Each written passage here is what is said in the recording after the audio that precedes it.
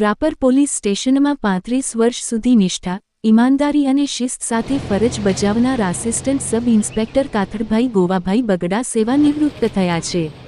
તેમના સન્માનમાં Rapar police station ખાતે ભાવભીનો વિદાય સમારોહ યોજાયો, જેમાં પોલીસ અધિકારીઓ, કર્મચારીઓ તેમજ શહેરના આગેવાનોએ હાજરી આપી તેમની બિનડાગી સેવાઓને બિરદાવી હતી. કાથડભાઈ બગડાના નિવૃત્ત જીવન માટે સૌએ શુભેચ્છાઓ પાઠવી હતી.